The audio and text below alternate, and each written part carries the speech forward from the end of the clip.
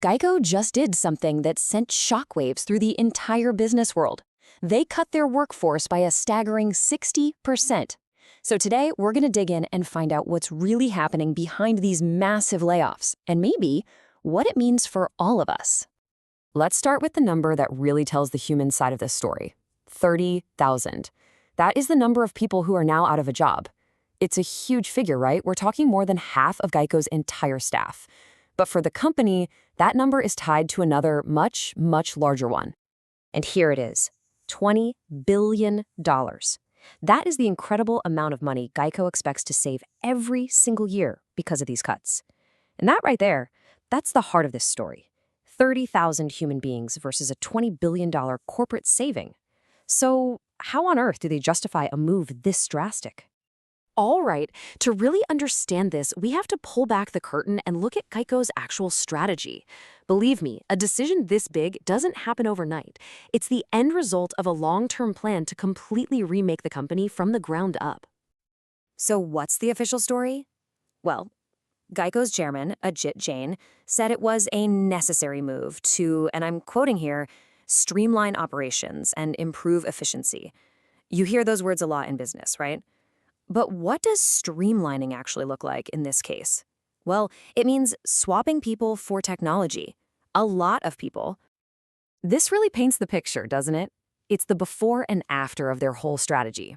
Before, you had a Geico with around 50,000 employees, but they were pretty open about being way behind on the tech front. Think, slower processing, lots of manual work. The goal? Shrink that workforce down to about 20,000 and let powerful new technology run the show.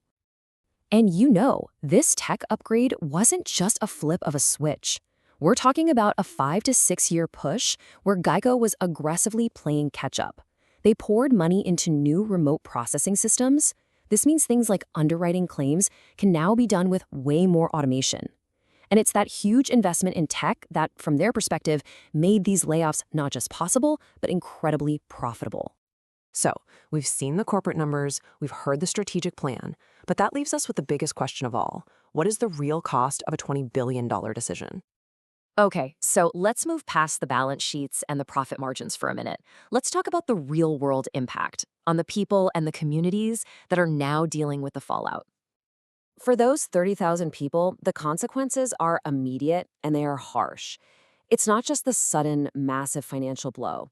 It's the emotional gut punch of having your career pulled out from under you. And on top of all that, there's this huge cloud of uncertainty about what kind of support, if any, Geico is actually going to offer to help them get back on their feet. And this doesn't just stop with the individuals who lost their jobs. Think about it. This creates a ripple effect that spreads out and hits the local economies where these thousands of people live, where they shop, and where they spend their money. It's a serious blow to small businesses and, really, the stability of entire towns. Now, let's zoom out a bit, because as huge as this story is, it's not just about Geico. What's happening here is actually a symptom of a much bigger transformation that's shaking up the entire insurance industry. The truth is, Geico isn't acting in a vacuum here.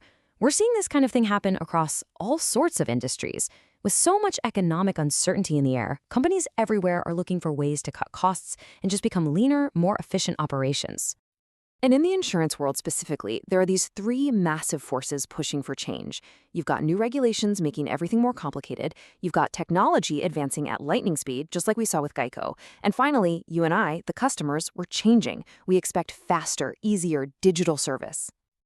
So the bottom line for these insurance companies is pretty stark. The pressure is on. They have to innovate, they have to adapt, and they have to do it fast.